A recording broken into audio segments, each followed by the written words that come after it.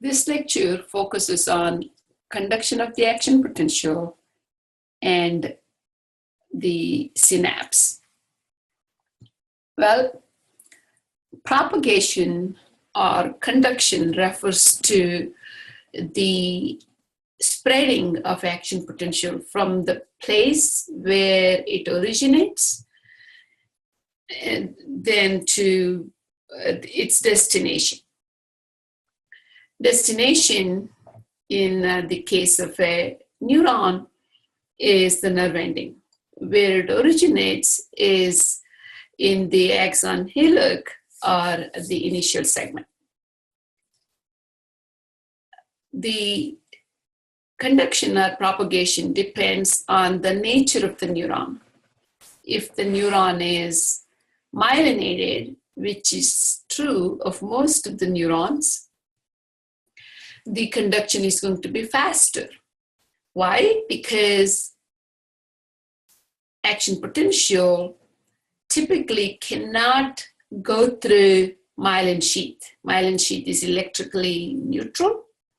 So the action potential has to move from one node of Ranvier to another. Okay, so the way it jumps from one node of Ranvier to the other is what we call as saltatory conduction. The advantage here, though, is that it is going to be faster because you're skipping huge chunks of myelin sheath all along the axon.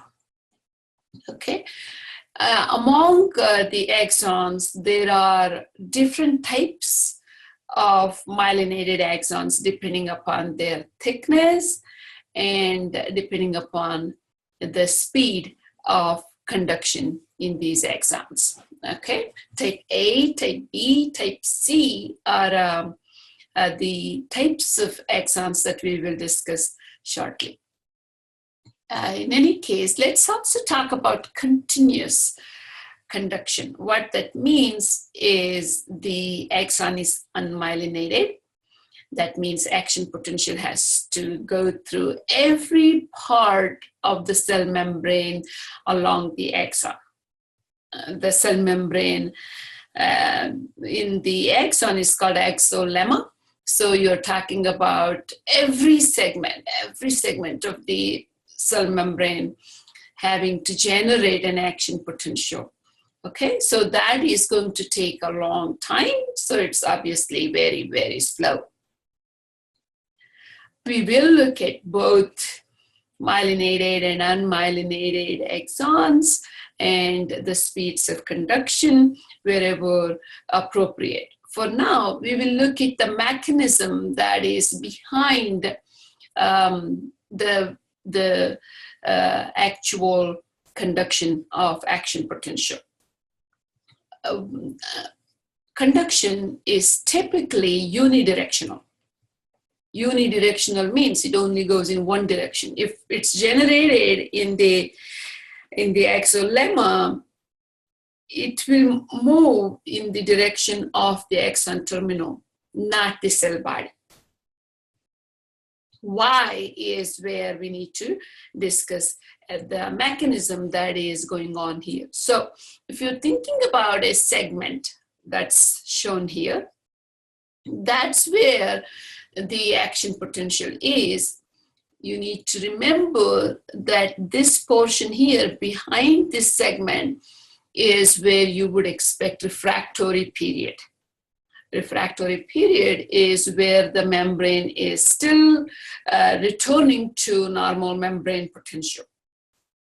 So it is not as sensitive to the depolarization as this area is or the adjacent area is next to the action potential. So when you think about action potential, you know that the inside of the cell close to the membrane is all positive. Why? Because sodium ions in a large concentrations make the membrane area to be more positive inside. So this orange band here that you're looking at is where the action potential is going on. So this area here is the area that has the refractory period, and this area here is where the action potential is going to spread towards next. Okay. So when you have a large concentration of sodium ions here, that's where the action potential is. These sodium ions kind of diffuse in both directions. The area here is in refractory period. Area here is very sensitive to these sodium ions, and that is how it causes depolarization. That's how it's going to trigger an action potential, and that's the mechanism that makes the action potential travel along the axon. So that is the reason why it's unidirectional. Okay. Please note that each segment generates its own new action potential. It's not the same action potential that is traveling all along the axon. That's another important concept to make a note of. So if this is an action potential, the sodium ions from here migrate to this adjacent location and then trigger a new action potential and a new action potential and a new action potential. And that is how the conduction works.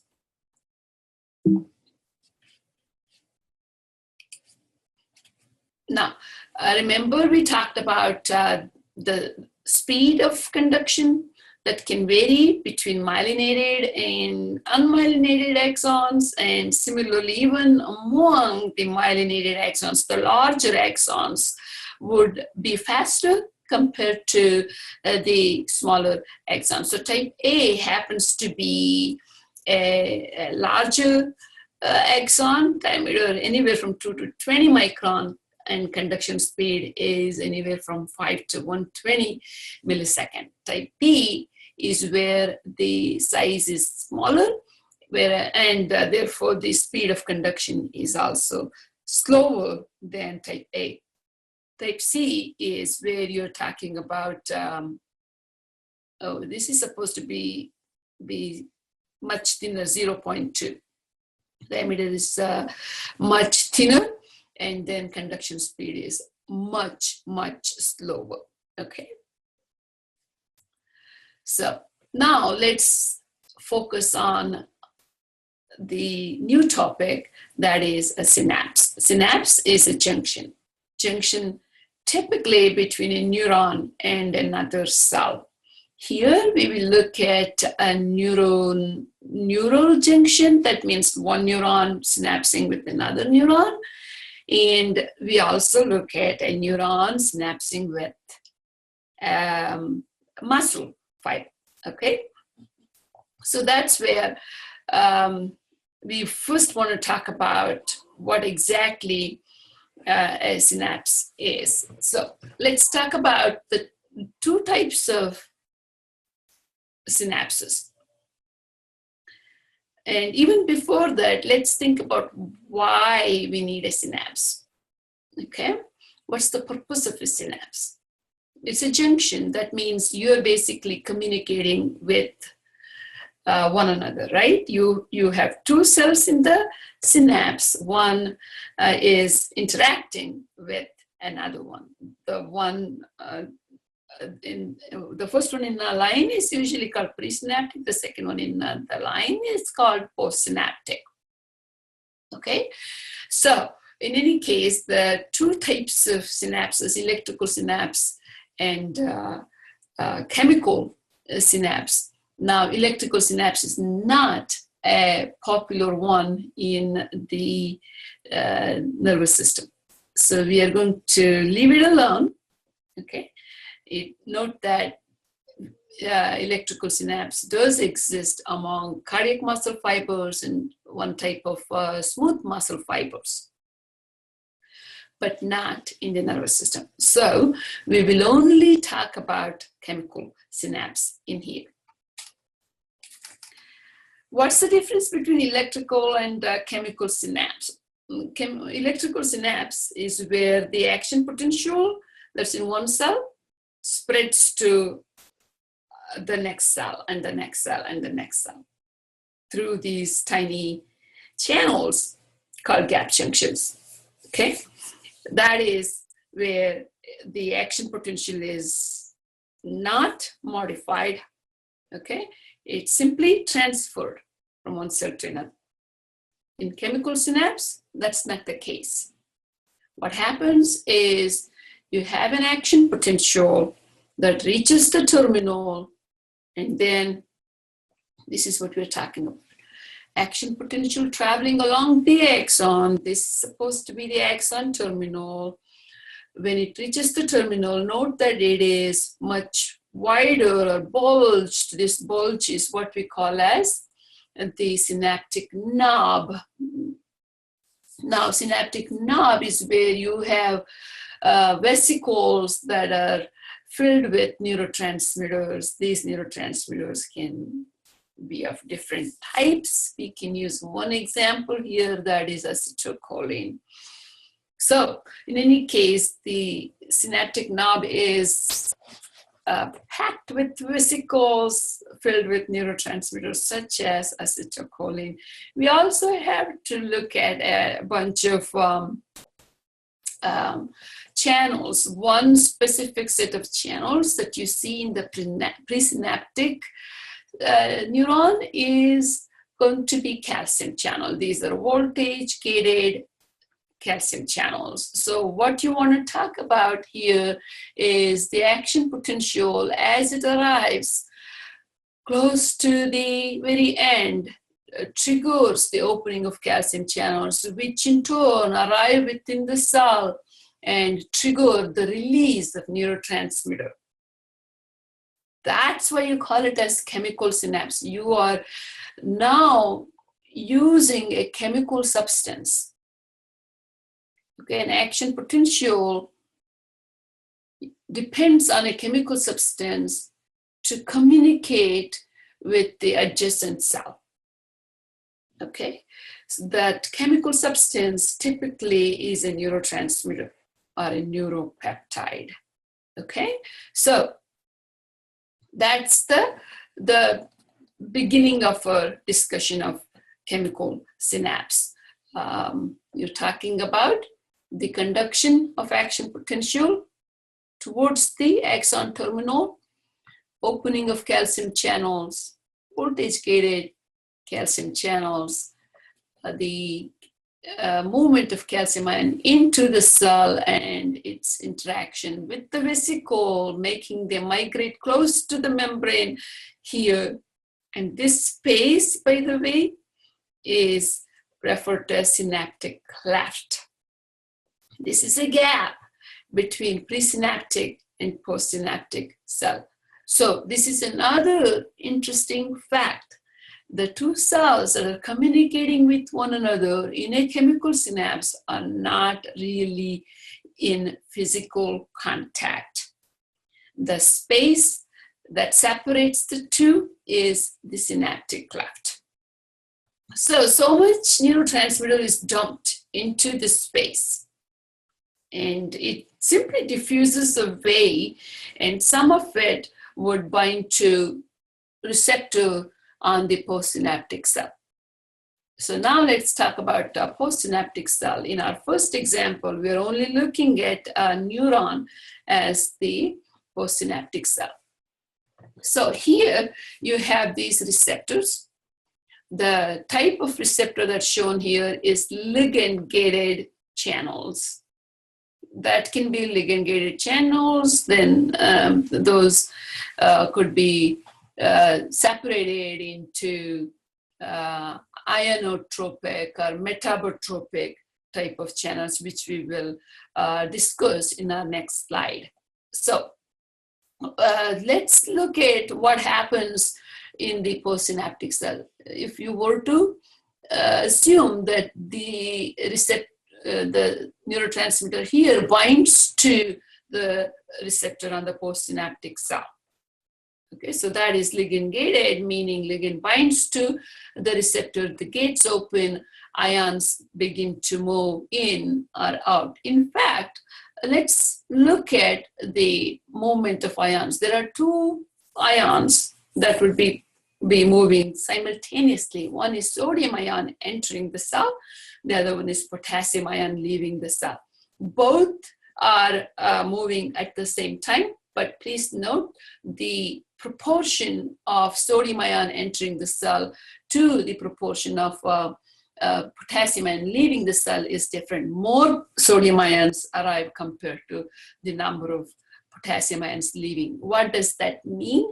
If more sodium ions enter the cell, that would be depolarization. And if sodium ions are not allowed to enter, only potassium ions are allowed to leave, then it's not depolarization, that would be hyperpolarization. So these are the types of events you expect in the postsynaptic cell. All right, so here is a little bit about how acetylcholine is made, okay? Acetylcholine is one of the very first neurotransmitters to have been discovered, and then more is known about acetylcholine because it has been around for a very long time. So how is it made? Combination of acetyl-CoA and choline. All of that occurs here, and now you have acetylcholine, and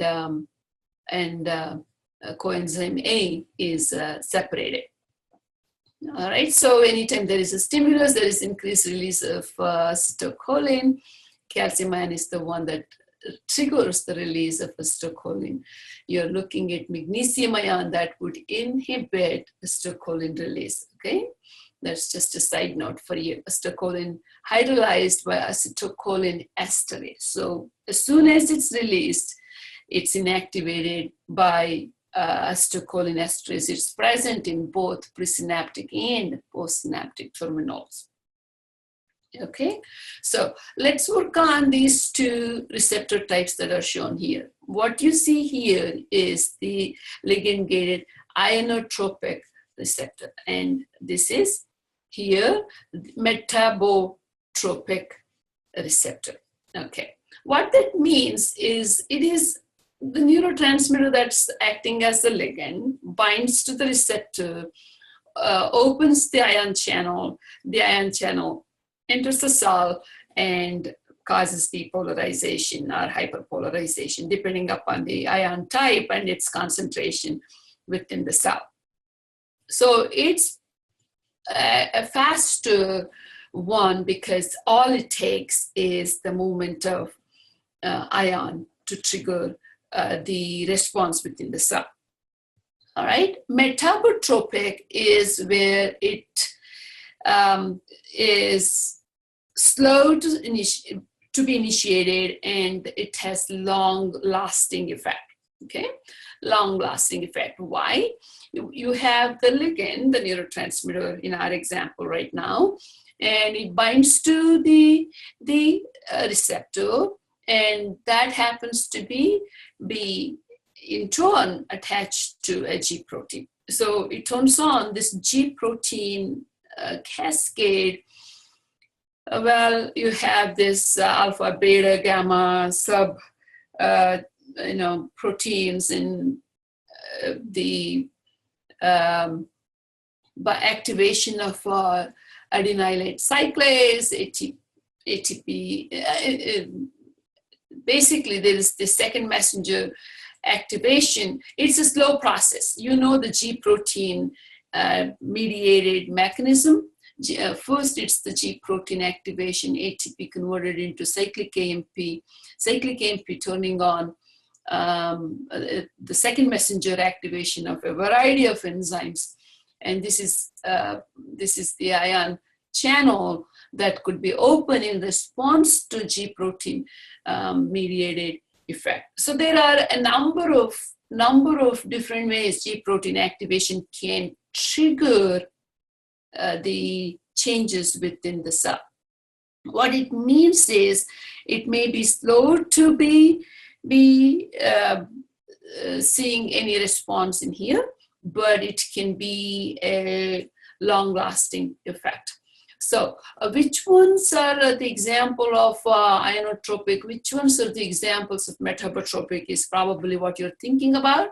Nicotinic receptors, nicotinic acetylcholine receptors are of the ionotropic type, whereas the muscarinic cholinergic receptors, and then norepinephrine does this, serotonin does this, glutamine, all these, glutamate, all these would be using the metabotropic pathways. Okay, so we are talking about ligand-gated ion channels for ionotropic, metabotropic receptors using G protein coupled receptors, GPCR is how you call it.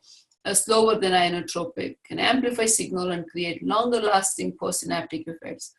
Synthesis of intracellular second messenger system is what we notice. Okay. Now we are looking at the postsynaptic cell and what kinds of effects can we see.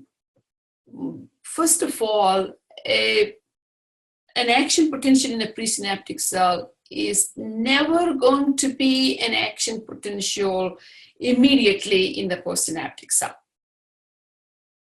It's either a depolarization or a hyperpolarization, depending on what? Depending on the nature of the channel that's opened and the ionic movement, its concentration, and the changes associated with it. So here is a nice example. What you're looking at here is the green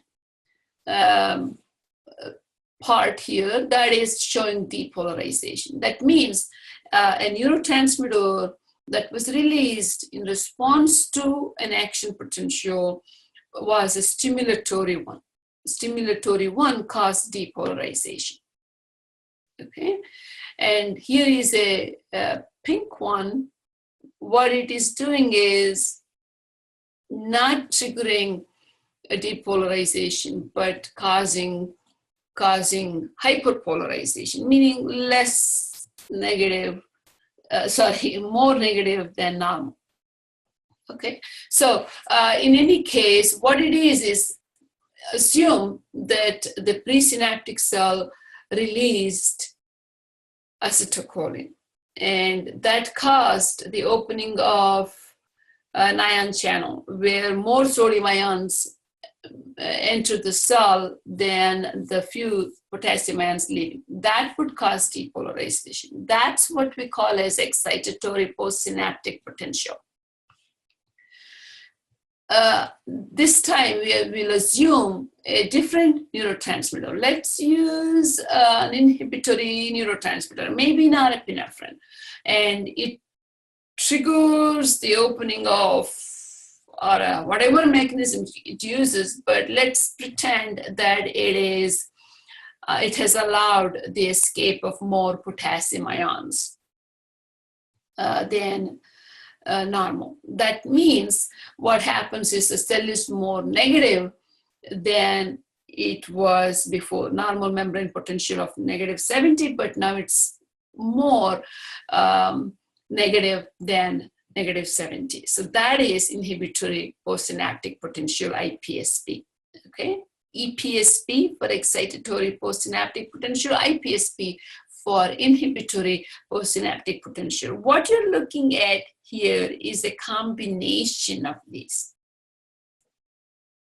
You know why there is a combination? You're looking at multiple synapses at this particular cell body. So 1, 2, 3, 4 synapses are excitatory, 2 of them are inhibitory.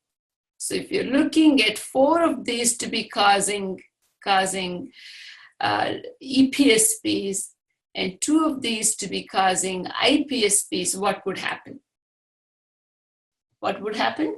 The change may be, a collective change is what you're looking at. There is depolarization, and then this inhibition, then the repolarization here, and now you're talking about depolarization, hyperpolarization, depolarization. Well, at this point, we were able to see it reach threshold. When it reaches its threshold, an action potential would be generated.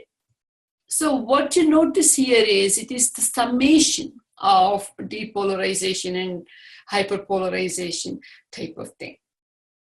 Okay, so we could talk about summation next, where we will discuss that. There are two types of summation.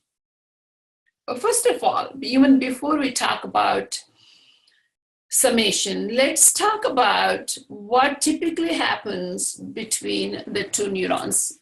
Very rarely we see an action potential leading to a new action potential. It's not common at all, okay? So it depends on summation of these depolarization or hyperpolarization. All right, so there are two types of summation. One is temporal, the other one is spatial. The spatial summation is what we saw just now. That's where you have several synapses all very close to one another on a neuron. Therefore, if one brings EPSP, if another one brings EPSP, they can be added up. See, if all of the synapses bring EPSPs at the same time, yes, it's great. It would be easily summated, and now you can push it to threshold, and that would lead to an action potential. Okay, so that's what spatial summation is about. Excitation of a single presynaptic neuron on a dendrite will almost never induce an action potential. Each terminal on the dendrite accounts for about a 0.5 to 1 millivolt EPSP. When multiple terminals are excited simultaneously, the EPSP generated may exceed the threshold for firing and induce an action potential. Okay, so that's what we saw in the earlier slide. Now, what we're talking about here is you have only one synapse and one action potential triggers an EPSP. And please note, you're talking about the time here. A neurotransmitter opens membrane channels for about 1 millisecond, but a postsynaptic potential lasts for about 15 milliseconds. What that means is, if there is another EPSP before this postsynaptic potential disappears, then it would piggyback right on this one. You see, if there is another EPSP before this potential disappears, then it can be pushed to higher EPSP. And if there are subsequent action potentials triggering more EPSPs, basically it would all combine to make it reach a threshold. So combination of EPSPs are possible as long as the action potentials are frequent enough to make the potential reach its threshold and trigger an action potential. Okay, so rapidly repeating firings can sum to reach the threshold for AP firing in the postsynaptic cell. So this is where we'll stop.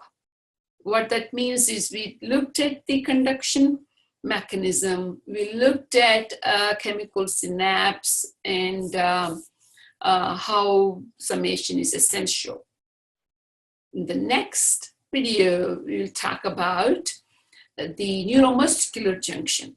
That is how a neuron interacts with the muscle fiber and triggers the action potential and the subsequent contraction within the muscle fiber.